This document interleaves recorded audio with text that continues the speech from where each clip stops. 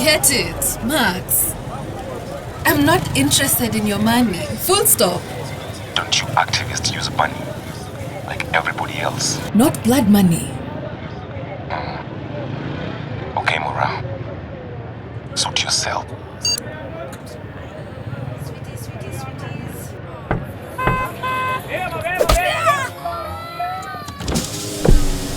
Hey, why are you beating these children?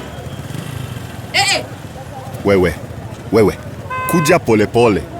They have violated Metropolitan Order 13. Wewe unajua hata hiyo ni nini wewe? Nonsense. They are kids, huh? Talk softly, madam. I'm an officer. Focus on the traffic lights or I'll book you for obstruction.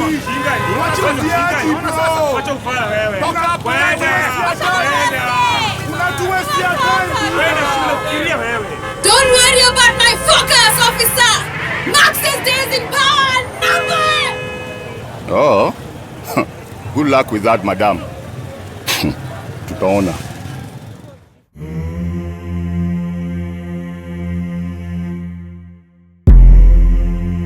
Wednesday, August 25th, 10 a.m.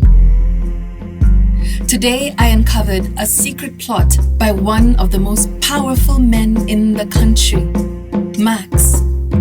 He plans to illegally acquire the oil-rich Olorur Valley in Wahengaland.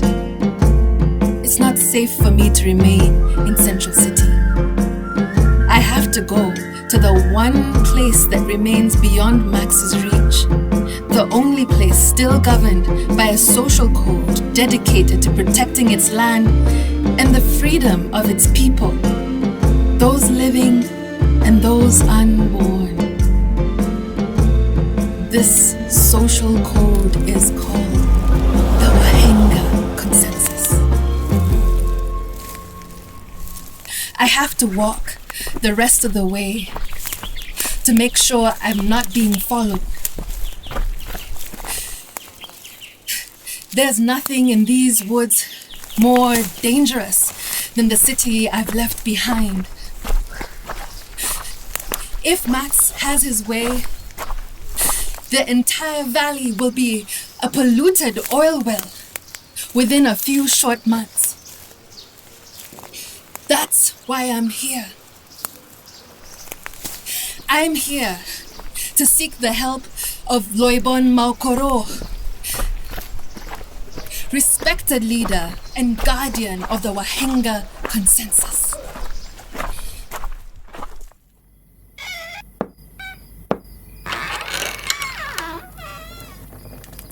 Magokoro? Moraa. I'm glad you made it. May the ancestors watch over you.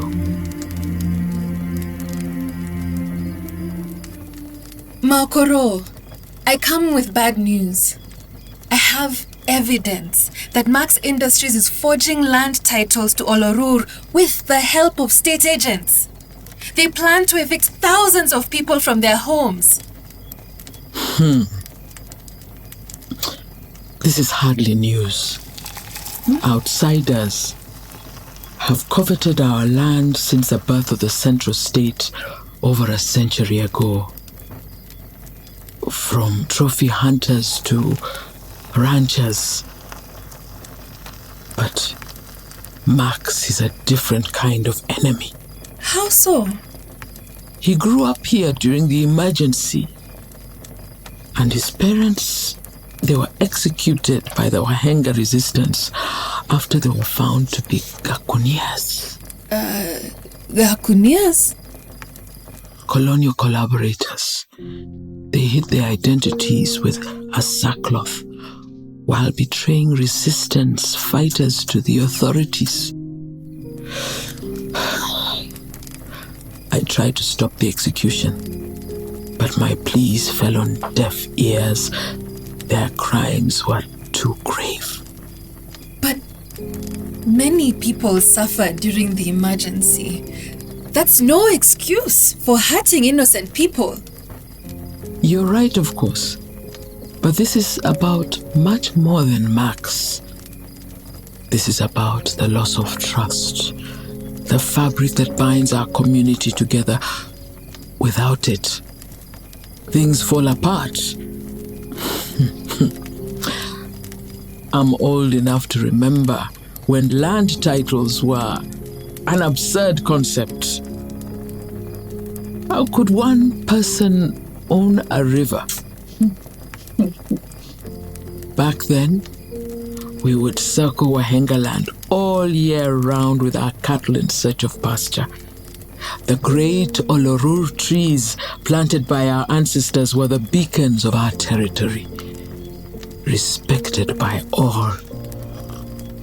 In those days, we were all related either by blood, friendship, or marriage. Finding consensus about how to build our homes or feed our families was easy.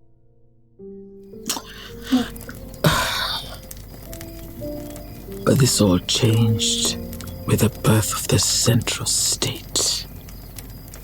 Our Libonis were forced to sign treaties surrendering our territory. Our people were dispersed and forced to find work in faraway towns. Gradually, we became strangers, and we were incapable of finding consensus without the dictates of central rulers. And they prioritized their greed over the needs of the people. Today, the Wahenga necklace is one of the few surviving maps of our history. A colored bead for every newborn, and a white bead for every departed ancestor. Like our community, it grows with every cycle around the sun. If Wahengaland is to survive Max's evil schemes, we're going to have to create a system that cannot be refuted by the Central State. One that allows our people in every corner of the continent to find consensus once again. I may not live to see this happen, but happen it must. Rest well tonight, my brave child. Tomorrow morning, there's someone I'd like you to meet.